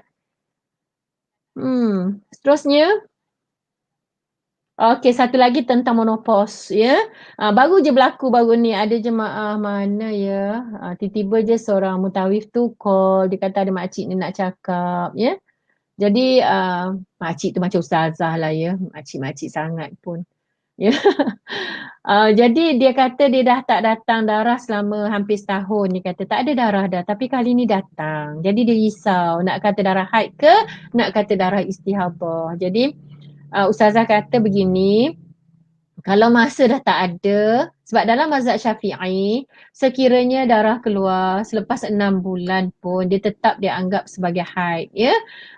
Sekiranya dia tak ada masalah lain. Jadi ustazah kata cuba dulu tengok adakah makcik itu ada cyst ataupun ada fibroid. Ya, kadang-kadang sebabkan tu dia akan keluar darah. Jadi itu memang kita kata darah penyakit. Tapi kalau dia kata tak ada, dia memang tak ada penyakit tu semua dan darah keluar tu pun macam darah haid, ya. Kita tengok dulu cukup tak 24 jam. Kalau tak cukup, sebab ramai juga jenis datang sikit je. Tapi dia dah takut, dia kelang kabut dah dia. Padahal dia keluar sekejap. Sorry, minta maaf. Dia keluar sekejap, dia dah tak datang dah. Itu pun tak dikatakan haid sebab haid paling minimum adalah 24 jam, ya. Jadi kalau dia datang juga selebihnya sampai dia terpaksa dah nak balik pun tak boleh. Dan dia pula tidak niat bersyarat contohnya. Kalau dia nak bersyarat tak apa. Ya, sebab kita dah kata dah tadi, Sekiranya aku datang haid maka aku bertahallul, ataupun sekiranya aku datang haid maka aku halal, ataupun sekiranya aku terhalang oleh halangan syarak maka aku halal. Itu semua tak ada masalah sebab kita niat bersyarat. Tetapi rupanya makcik ni katalah tak niat bersyarat. Bila tak niat bersyarat, dia bolehlah bertaklid kepada pandangan Maliki, Hanafi dan juga Hambali yang mengatakan darah yang datang selepas daripada 6 bulan tak datang lagi, maknanya selepas menopause, tidak lagi dianggap sebagai darah haid, dia dianggap sebagai darah istihadah. Jadi bila darah istihadah, dia memadai mencuci sahaja dan mengambil wuduk cara orang istihadah. Ya, itu kena belajarlah. Wuduk cara orang istihadah tu dia kena ambil wuduk apabila masuk waktu, ya. Wuduknya sah untuk satu fardu sahaja, ya. Dia lagi apa ya? Nanti Ustazah akan terang dalam bab tu mana ya. Allah tak ingat dah Ustazah nak cakap apa tak tahu. Ambil selepas masuk waktu dan wuduk itu sah untuk satu fardu sahaja dan beberapa sunat. Sunat banyak mana pun tak apa, tetapi yang fardunya hanya satu. Okey. Ustazah masuk teruslah dalam bab istihadah ni kebetulan ya. Jadi bila kita cakap pasal istihadah ataupun daimul hadas, ya. Boleh teruskan tak slide-slide yang tu? Bukan yang ini. Teruskan dulu yang bab daimul hadas. Bukan. Seterusnya. Okey, daimul hadas.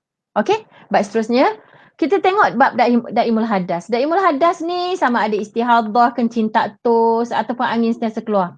Ya. Kita tahu bahawa wuduk wajib diambil setiap kali hendak solat. Ya. Apabila masuk waktu solat, kita pun ambil wuduk. Lepas tu barulah kita melakukan solat ataupun kita melakukan tawaf rukun. Tapi kalau kita nak buat dua-dua, nak solat fardu dan nak tawaf rukun, maknanya kita kena buat 2 kali. Ambil wuduk, ya, kemudian kita solat. Lepas tu kena cuci balik, ambil wuduk dan tawaf rukun. Itulah caranya kalau ikut pandangan yang kuat dalam mazhab Syafi'i. Setiap kali nak solat, setiap kali nak tawaf rukun, maka dia kena ambil wuduk semula dan dengan immediately, dengan bersegera pergi solat. Okey. Jadi dalam muzakarah haji baru-baru ni, ya, telah diputuskan. Dulu kita kata dalam masa 15 minit. Katalah masuk waktu, dia pun ambil wuduk, dalam masa 15 minit dia kena terus solat. Maknanya kalau dia berjalan pergi masjid, mesti ambil masa 15 minit sahaja. Kalau lebih pada 15 minit dah tak sah dah. Tetapi dalam muzakarah haji baru-baru ni telah diputuskan, ya, bahawa mualat atau berturutan itu tidak semestinya 15 minit. Asalkan dia tidak diselangi dengan perkara-perkara yang tiada berkaitan dengan ibadah solat, selagi itu sah. Maknanya dia mengambil wuduk di hotel, ya, contohnya orang umrah kan tak jauh sangat daripada hotel nak pergi masjid kan. So bila masuk waktu dia ambil wuduk, dia berjalan pergi dekat masjid lebih pada 15 minit pun dikira sah. Tak ada uruf masa. Selagi dia tak berhenti shopping, dia tak berhenti pergi makan tengah hari, dia tak buat sesuatu yang tidak melibatkan solat. Tapi kalau perkara dia berjalan kaki nak pergi masjid itu melibatkan solat, ya. Dia pergi cari telekong melibatkan solat, ya. Itu semua tak ada masalah. Yang selagi dia berkaitan dengan ibadah solat atau berkaitan dengan ibadah tawaf, dia tiada uruf masa. Ya, walaupun kita pegang pada mualat, ya, berturutan itu wajib. Boleh faham ke? Ustazah takut Ustazah bercakap dia pusing-pusing. Tak faham nanti. Ya, kita tahu bahawa mualat dan berturutan itu adalah wajib. Walau bagaimanapun sekiranya ia dipisah dengan sesuatu yang berkaitan dengan ibadah itu sendiri, ya, maka tiada uruf masa. Tak semestinya kena 15 minit, ya. Tiba-tiba jadi 20 minit pun sah, ya. Ya macam di Mekah tu kan. Kita ambil wuduk, lepas tu kita pergi ke masjid tunggu dia nak iqamah. Kan dah lebih daripada 15 minit, ya. Jadi itu dianggap sebagai sahlah, tak ada masalah, tak perlu ulang balik. Kemudian satu lagi juga yang telah diputuskan juga dalam muzakarah tahun lepas, tak salah Ustazah, atau 2 tahun lepas, ya. Kan kita tahu bahawa kalau pandangan yang kuat dalam mazhab Syafi'i, dia kata setiap kali masuk waktu kena cuci balik, pakai pad balik, kemudian ambil wuduk semula. Kita nak semayang zuhur, kita ambil wuduk, kita solat. Masuk asar kita kena keluar, cuci balik, pakai pad baru, ambil wuduk semula. Itu yang pandangan yang kuat, ya. Tetapi dalam keadaan kita tengok, keadaan yang agak sukar nak keluar daripada masjid.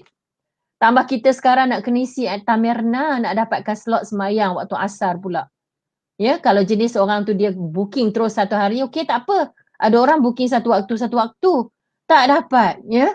Jadi dalam keadaan-keadaan tersebut dia ada rukhsah. Di mana ada pandangan dalam mazhab Syafi'i juga.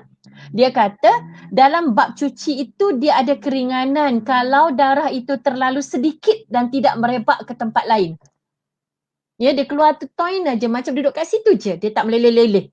Maka dia tak perlu mencuci balik sebab tujuan cuci nak membersihkan dia. Tetapi bersih macam mana pun dia tetap ada. Jadi di situ hanya wuduk sahaja diwajibkan. Maknanya bila masuk waktu saja dia tak perlu keluar pun daripada masjid. Memadai dia guna spray atau dia guna air dalam cawan, ya. Dalam botol dia boleh ambil wuduk tanpa mencuci kalaulah najis itu tidak merebak di atas kecuaiannya, ya. Jadi tak merebak ke tempat lain, sama ada dicuai tak cuai pun, tapi kalau merebak pada tempat lain tak boleh, dia kena cuci juga. Tapi kalau sedikit, setakat sedikit saja. Kan kadang orang istihadah dia tak banyak, dia keluar sikit saja, ya. Tetapi dia berpanjangan. Jadi itu pun dimaafkan. Jadi memadai dia kata bila masuk waktu kita wuduk sahaja. Okey? Masya Allah, tabarakallah. Semoga dapat faham, ya. Yang memberi kefahaman Allah, ya. Ustazah ni hanya mampu je nak bercakap, ya. Cuba untuk memahamkan. Yang memberi kefahaman adalah Allah SWT. Doalah. Doa pada Allah SWT. Semoga dapat kefahaman sebagaimana kefahaman alim ulama. InsyaAllah. Amin. Baik. Patah balik tadi. Patah balik yang bab apa tu? Siapa yang main slide tadi? Yang bab tadi Ustazah kata rutubat al-fajr, sebelum ini. Rutubat keputihan ni semua tu, ya. Yang itu yang orang jemaah-jemaah segan nak tanya, jemaah-jemaah segan sangat nak tanya dekat mutawif ni. Mutawif ni kan ramai lelaki, mana ada perempuan. Lepas tu mulalah dia susah hati nak tanya. Dia cakap, Ustazah tolonglah. Ustazah, apa dia? Apa Ustaz Amin kata? mutawif lelaki tak jawab. Itu pun satu hal kan. Betul. Dia tak tahu nak jawab. Dia tak belajar. Tu Ustazah kata wajib belajar. Kalau lelaki ke perempuan ke belajar wajib. Bukan perempuan saja. Ya. Dia ada isteri, dia tak ajar isteri dia, berdosa dia. Nak tanya Ustaz Amin dah kahwin belum? Alhamdulillah Ustazah, 2 orang dah Okey.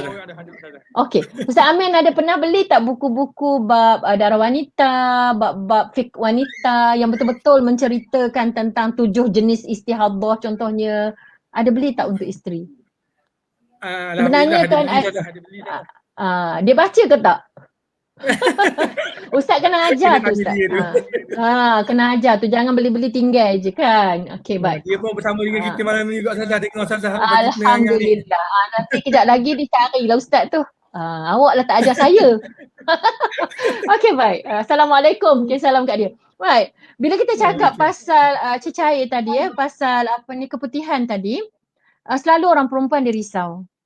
Dia macam ni, kalaulah jenis keluar meleleh setiap masa, itu memang kita panggil dia daimul hadas lah. Kita dah pegang dia sebagai daimul hadas. Tetapi dia masalah dia ni, dia bukan keluar setiap masa. Dan dia orang pun tak tahu keluar masa bila. Jadi Ustazah selalu cakap dengan jemaah macam ni lah. Ustazah pun kadang-kadang tak tahu macam mana nak selesaikan. Dia jarang keluar Ustazah. Tapi kami tak tahu bila masa dia keluar. Kadang-kadang waktu kita subuh dia keluar. Tapi kalau tak subuh tak ada pun. Kita tak boleh kata dia daimul hadas lah macam tu. Jadi dalam keadaan macam tu Ustazah kata cuba masukkan kapas sajalah. Duduk mencangkung elok-elok. Masukkan kapas sampai lebih pada had zahir. Sebab kalau kapas tu berada pada zahir tak boleh. Benda tu kena cuci kan. So lebih kepada bukan dia lebih kepada prevention. Lebih kepada kita menghalang sahaja. Beringat-ingat. Okey? Itu satu cara lah. Ramai orang tanya macam mana nak buat Ustazah. Susah. Muhammad Azizul Hisham kata, Ustazah isteri saya yang ajar saya. Eloklah tu. Baik. Jadi bila kita cakap pasal keputihan, ya, dia ada satu keputihan, satu rutubat. Rutubat tu dia maksud dia adalah lembapan faraj. Ya. Bila lembapan faraj dia akan berlaku hanya di bahagian zahir. Dia macam air liu. Kan kita punya mulut, kita lidah kita ni, kita jeler lidah keluar, kita masukkan balik tak batal sebab dia berada di luar. Ya, di zahir. Jadi bahagian zahir faraj itu kalau ada air ataupun ada lembapan itu tak batal. Ya. Yang mana bahagian zahir itu? Zahir itu adalah yang kita wajib basuh. Kawasan luar faraj dan sehingga kawasan lebih kurang 1 ruas jari. Bila kita duduk mencangkung bahagian yang terzahir, itu dipanggil zahir faraj. Lebih kurang 1 ruas jari. Jadi kawasan itu kalau ada cecair di kawasan itu sahaja, itu tidak dianggap sebagai keputihan. Yang dikatakan keputihan itu adalah yang datang dari had batin, maknanya dari dalam faraj, daripada kepala rahim kita tu. Datang dari dalam. Ya, itu yang kita sebut dia sebagai keputihan. Ya. Jadi itu dia kata memanglah fuqaha berpendapat lelehan di dalam faraj itu sebenarnya dia kata bukan najis, ya, dan tidak membatalkan wuduk.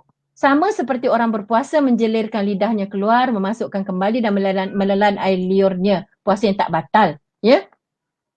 Tetapi jika cecair itu datang dari had zahir faraj, dia bukan najis. Itu yang maksud ulama tadi kata bukan najis tu. Rutubat, itu rutubat. Dan tidak membatalkan wuduk. Tapi jika dia datang dari had batin faraj, dari dalam, itu yang membatalkan wuduk. Ya. Jadi Ustazah tulis kat situ ya, had zahir itu bahagian faraj yang wajib dibasuh. Ya, kita kena mencangkung, itu wajib dibasuh. Tak basuh, tak sah lah ya ibadah kita. Had batin adalah bahagian tak wajib basuh, bahagian dalam. Ya. Ketika mandi wajib dan istinja. Dia bahagian dalam tu. Bahagian dalaman rongga faraj. Maksudnya kalau kita mandi wajib pun tak payahlah kita nak basuh sampai ke dalam-dalam tu. Yang wajib basuh adalah yang berada di zahir sahaja. Tapi yang zahir mesti basuh. Mesti duduk mencangkung ya. Kalau berdiri tak boleh. Dia tak sampai ya. InsyaAllah. Jadi yang tu kena diajar. Ya. Jadi kalau di bahagian itu kita panggil rutubat.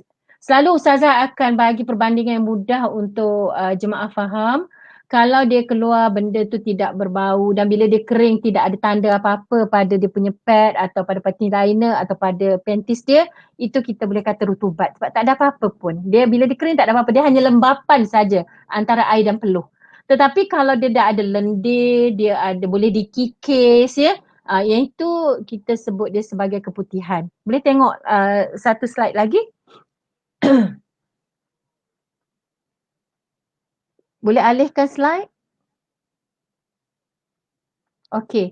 Jadi kalau kita tengok, tak yang tadi balik, patah balik. Kan? Ke depan balik. Okey. Jadi kalau mazi, wadi dan keputihan tadi tu, ya hukumnya najis dan membatalkan wuduk. Sebab apa? Sebab dia datang dari had batin faraj. Sekiranya datang dari zahir faraj, tidak membatalkan wuduk. Ya. Tapi kalau dia tak pasti, dia tengok di situ, tak adalah nak sampai pekat-pekat macam lendir, macam ingus, tak ada. Tapi dia macam tengok macam ada bendanya. Dia hanya syak saja. Ya. Jadi di situ tidak batal wuduk. Ya. Dia apa-apa pun asalnya adalah suci. InsyaAllah ya. Okey. Kita teruskan. Tadi bab apa tu? Bab Daimul Hadas pun dah sudah ya. Seterusnya.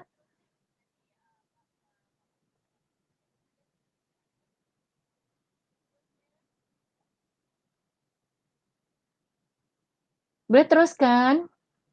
Slide.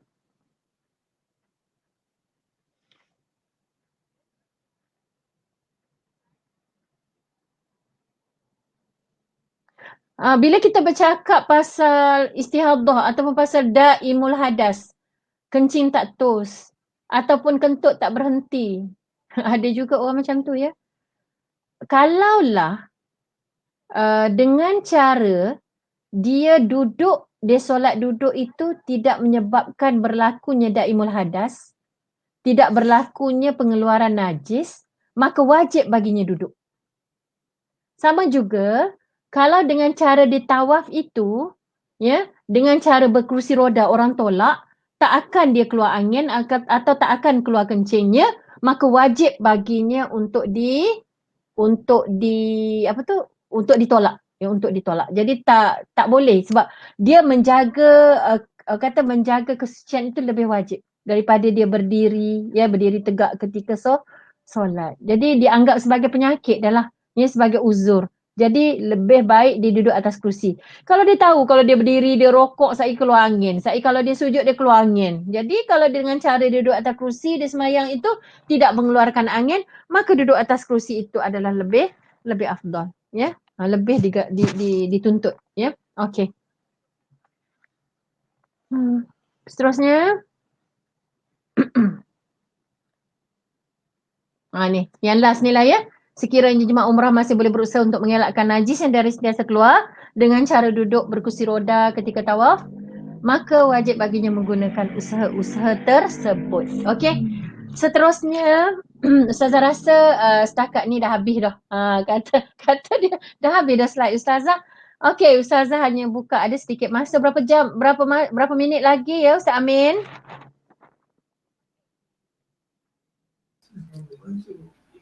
Lebih kurang 30 minit lagi Ustazah. Oh okey. Ustaz buka soalan je lah. Ustazah pun tak tahu lagi apa jemaah nak tanya. Okey, saya baca boleh tanya yang persoalan. Ustazah tak baca lagi tadi lah. Okey, sekejap Ustazah ni. Saya nak tengok.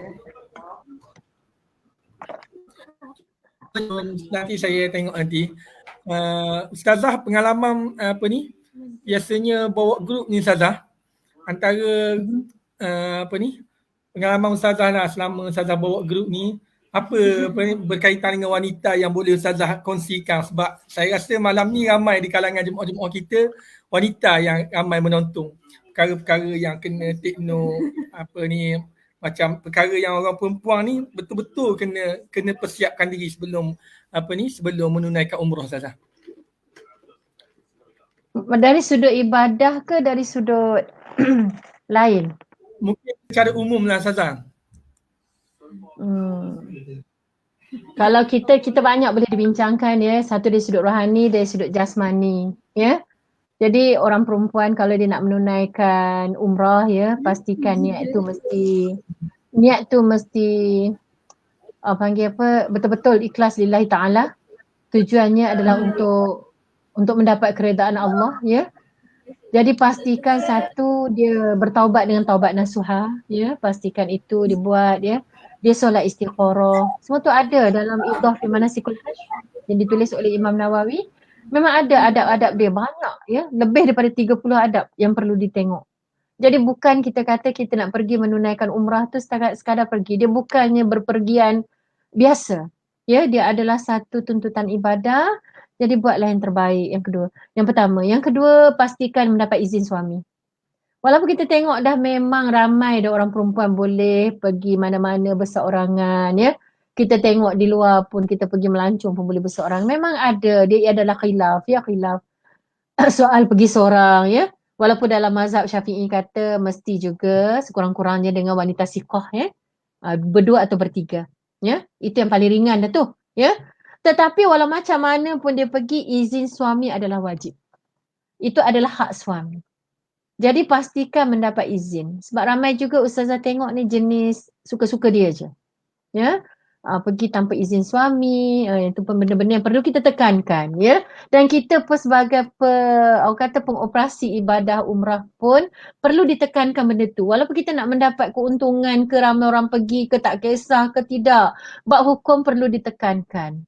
Kau tak dapat izin suami, tak payah pergi, duduk diam-diam. Kita tak mau nak tanggung dosa dia. Ya. Bergaduh dengan suami nak pergi mencari ketenangan. Nak mencari ketenangan di Mekah sebab dah bergaduh dengan suami. So pergi tanpa izin. Itu bukan dia cara dia. Ya, itu dia antaranya lah. Ya.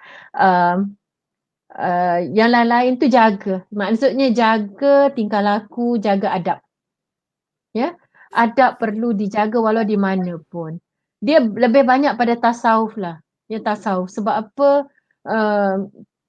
Ramai orang dia pergi melakukan ibadah tapi dia lupa. Ya, dia berada di tanah yang bagaimana? Tanah haram ni tanah yang sangat mulia. Macam Ustazah kata memula tadi lah. Ada Ustazah pernah menulis ya dalam, macam ada orang tu dia marah jugalah. Dia kata saya ni dalam kumpulan umrah DIY. Adalah orang tanya kat situ, macam mana masuk solat? Tu dia kata apa? Alah saya senang aja, saya dah tak mohon dah, saya print screen aja. Ya? Saya print screen saja. Setiap kali saya masuk, saya tunjuk print screen saya yang saya mohon dulu. Ustazah jawab kat situ. Ya? Ustazah kata kita pergi ni adalah dengan tujuan ibadah. Tapi itu kita rasa itu adalah satu helah yang kita buat, ya. So helah itu nampak macam ringan je, ya. Alah kita nak masuk solat lah, tu print screen saja. Padahal dia boleh buat. Lainlah kalau memang iktamirna itu tidak boleh dipakai. Ada memang Ustazah tahu dalam bab-bab ni, kes ni ada yang hang, ada yang tak boleh, itu cerita lain. Yang tu kita kata nak macam mana memang tak boleh. Itu usaha ikhtiar. Tapi ni dia boleh buat, tapi dia tetap juga nak buat cara tu. Malas dia tu. Dan dia pula boleh bercerita dengan bangganya pada orang lain, dia buat macam tu. So Ustazah tegur kat situ, dia kata kita buat ibadah. Ya buat ibadah ni jangan sampai peringkat kita mengajar. Walaupun benda tu kecil. Sebab dosa ni kita tak mahu bila kita lakukan di tanah haram Mekah. Sukarnya kita nak jaga hati kita berada di Mekah ni. Ya susah ya. Ustazah sendiri pun sama. Ya bukan senang. Itu kalau di Mekah, ya di Madinah pun sama. Ustazah selalu pesan dekat jemaah-jemaah, ya benda simple aja. Jangan dihempas kasut dekat bumi Madinah. Setiap kali nak keluar daripada Masjid Nabawi tu kan, kasut yang dipegang tu pelupuk dan hempas atas lantai. Tengok tu Ustazah rasa ngeri, naik bulu roma. Rasa pergi tegur tolonglah. Dalam bumi ini masih ada jasad Rasulullah sallallahu alaihi wasallam. Hebat sangat kamu sama hempas-hempas kasut kamu kat situ. Kan? Kita tahu Imam Malik ke? Yang tak pakai kasut bila masuk dalam bumi Madinah sebab dia kata dia tak tergamak. Dia kata, ya, nak pakai kasut pun sebab dalam ni ada jasad yang mulia, itu jasad Rasulullah sallallahu alaihi wasallam. Benda tu simple je, kecil je. Sangat kecil. Tapi yang kecil itulah yang kadang-kadang yang menjaga hati kita tu. Hati kita, rasa cinta kita kepada Rasulullah. Bagaimana keadaan kita, pembawaan kita. Ya, bercakap dengan suara yang tinggi. Kan Rasulullah kata jangan diangkat suara. Kan? Sama juga kita kadang-kadang adab kita lupa. Kita sampai dekat bumi Madinah, kita lupa adab. Adab sampai kat bumi Madinah, dia panggil macam tahiyat Madinah. Tahiyat Madinah apa dia? Memberi salam kepada Rasulullah sallallahu alaihi wasallam walau kat mana pun kita berada. Kita turun-turun dari bas, kita bukannya bagi salam. Kita sibuk dengan wifi, kita sibuk dengan beg-beg kita. Kita lupa bahawa Rasulullah tu rindu sangat dekat kita. Aku rindukan ikhwanku. Ya siapa ikhwanmu ya Rasulullah? Kan kami ini ada, kamu sahabatku. Ikhwanku adalah orang-orang yang hidup lama selepas aku tetapi merindukan aku. Siapa dia? Kita. Jadi Rasulullah menunggu kita sampai, tapi kita sampai kononnya daripada Malaysia ni, kita punyalah kata nak ziarah Rasulullah, rindunya kat Rasulullah semua-semua. Tapi bila sampai kat sana, apa yang kita buat? Kita lupa pun. Ya, kita lupa pada Rasulullah sallallahu alaihi wasallam. Kita sibuk dengan hal-hal keduniaan yang lain. Ya, itulah di antara yang Ustazah rasa yang kita kena masuk. Sebab benda tu halus, ya, lebih pada tasawuf. Berjalanlah banyak-banyak, ya. Bersusah-susahlah di bumi Madinah. Ya pahalanya besar. Ya bersusah ni sikit susah dah bising. Ya, sikit susah dah bising. Sedangkan bersusah-susah di bumi Madinah tu pahalanya pahala jihad. Ya. Lepas tu berjalan banyak-banyak di bumi Madinah tu sebab apa? Kot-kot lah kita dapat berpijak pada tanah-tanah yang pernah dipijak oleh Rasulullah sallallahu alaihi wasallam. Ya. Itulah di antara yang boleh kita pesanlah ya pada jemaah. Itu lebih pada bab tasawuf. Selain daripada bab-bab zahir yang lain tu bab ilmu lah.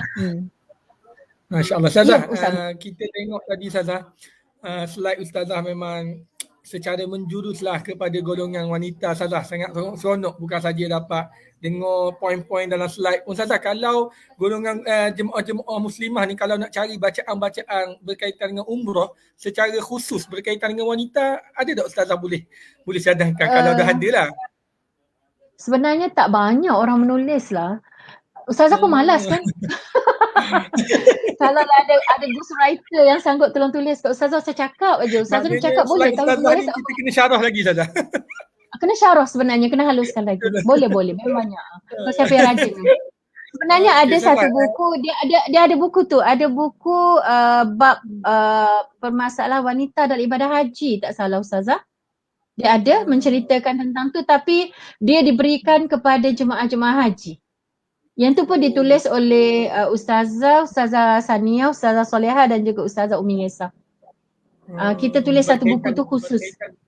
Ya, dia adalah benda-benda ni semua ada dalam tu insya-Allah.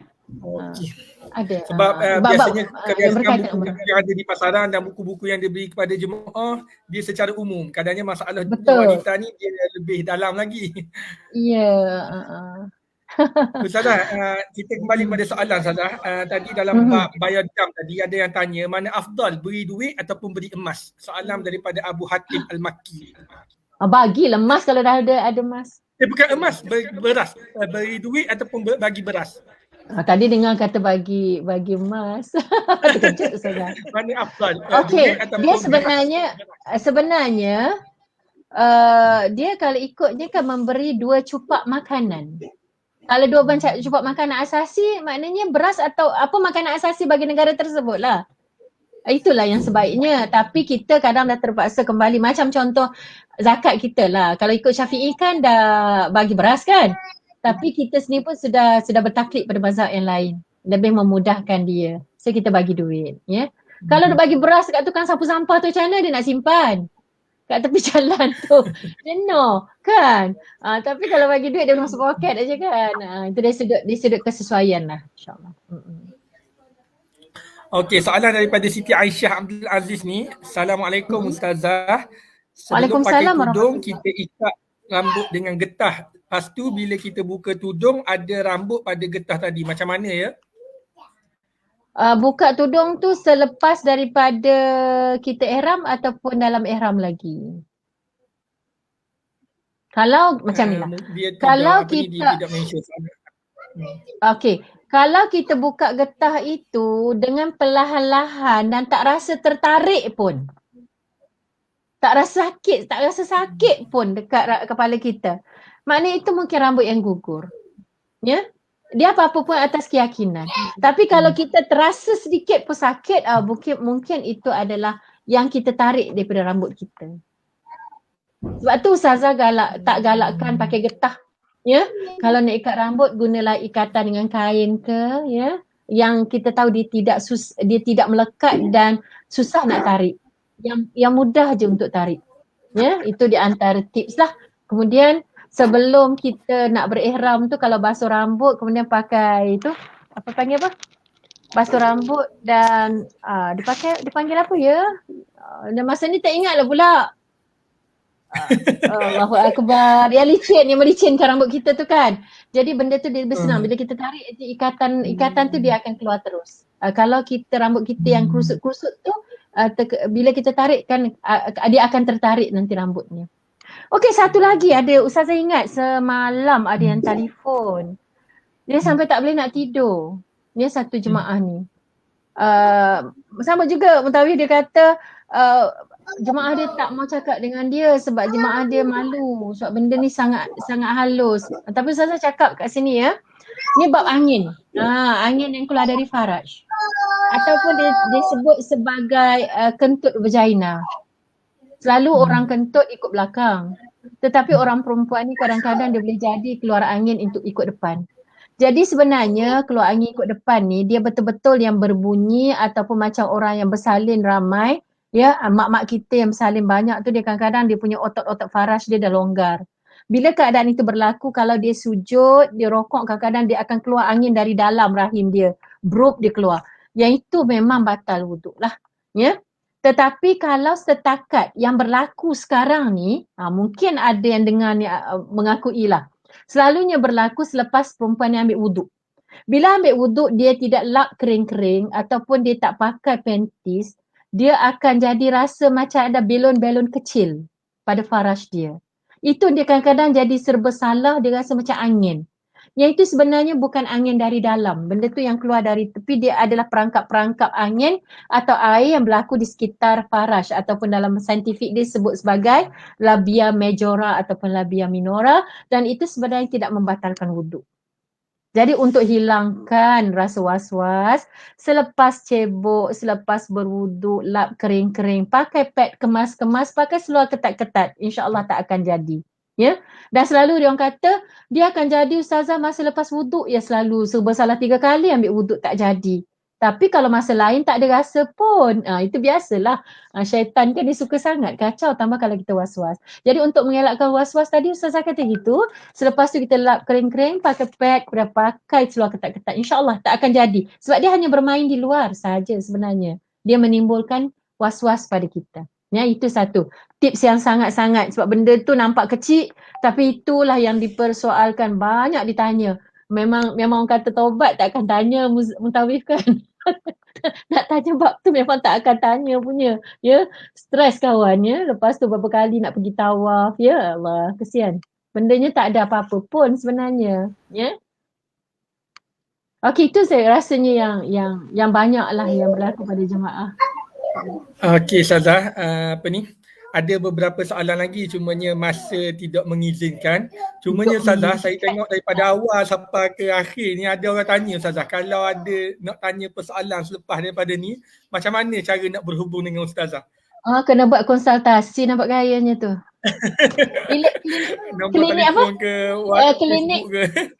klinik persoalan wanita. Dia kena ada dah tu. Selalu dekat lain dia dah. Klinik permasalahan wanita dah tu kena buat appointment. Boleh je bagi je nombor telefon Ustazah. Dia boleh contact aja insya-Allah. Jadi boleh WhatsApp dulu, bagi tahu Ustazah nak tanya soalan. Kalau Ustazah senang, ya Ustazah akan jawab lah. Bagi je insya-Allah. Kalau bab soal memang bersepah lah, tak apa. InsyaAllah. Tapi Sebab jangan marah Ustazah ni. Dia minta nombor Ustazah di dekat apa ni, dekat komen tu. Tak apa. Bagilah. Sebenarnya Ustazah ni dia kena tahan sikit. Ustazah kadang-kadang jenis tinggi juga suara. Tambah-tambah kalau bab haid ya. Kalau bab haid, nak tanya soalan pada Ustazah dalam bab haid satu, dia mesti bagi perincian. Sebab bab haid ni nak cerita ya, mungkin tak ada dalam ni sebab Ustazah pun tak boleh bercakap banyak tentang bab haid. Bab haid ni sebenarnya terlalu halus. Jadi setiap orang yang datang haid, tolonglah tandakan harinya dan waktu datang haid. Waktu dan hari. Dan waktu berhenti juga, waktu dan hari. Sebab orang selalu tak fikir benda tu. Jadi bila datangnya istihadah, dia dijangkiti oleh istihadah dia, bila kita tanya apa satu boleh tak ingat. Bila datang tak ingat, pukul berapa datang tak ingat. So dia tak akan dapat betul-betul waktu dia. Lepas tu satu lagi dia kena tanda tentang sifat-sifat darah.